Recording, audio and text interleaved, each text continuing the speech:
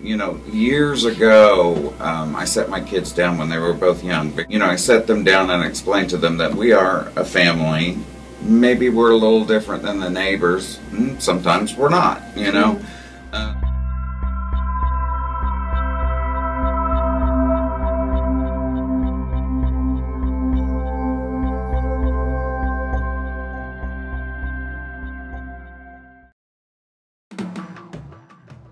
According to GLSEN, the Gay, Lesbian, and Straight Education Network, there are more than 7 million LGBT, lesbian, gay, bisexual, and transgender parents with school-aged children in the United States.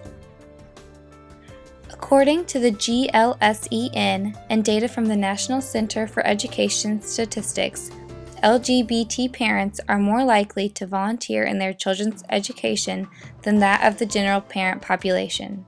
This is seen as 67% to 42%.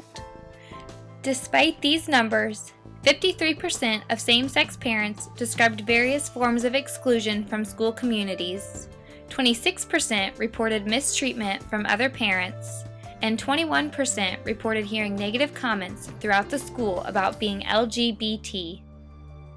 But a lot of the kids there were just really mean, and I would try not to, talk about it, not to let people know. But people eventually found out and just, I was really badly teased, and I just couldn't take it anymore. Alex is not the only student that had a negative experience in school due to his same-sex parents. GLSEN also found that 42% of students said they had been verbally harassed at school in the past year because their parents were LGBT.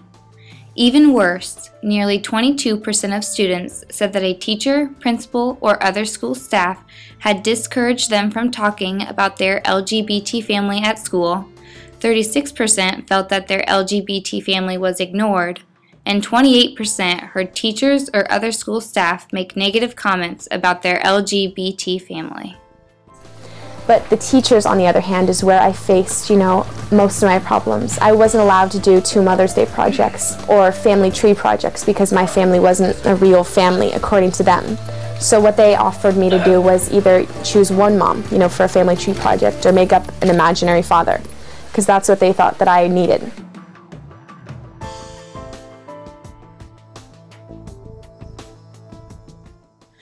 In July of 2011, California became the first state in the nation to pass a law that requires the contributions of LGBT Americans to be a part of the curriculum.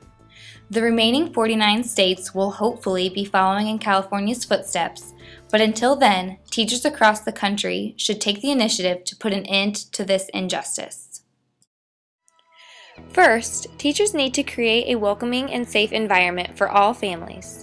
Include posters and photographs around the room that portray different kinds of families, and discuss with your students what it means to be a family and how each family is unique and different in their own way.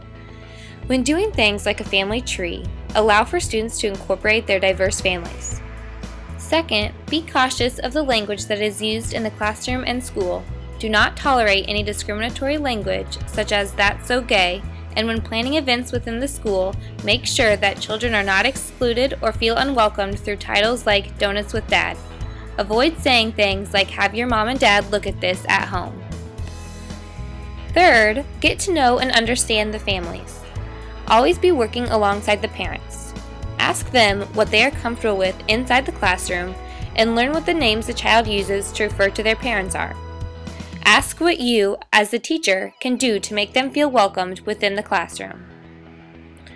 Finally, have children's literature and curricular aspects in your classroom that incorporates all different kinds of families. Having these books in your classroom that incorporates all different kinds of families will help all of the students be more accepting.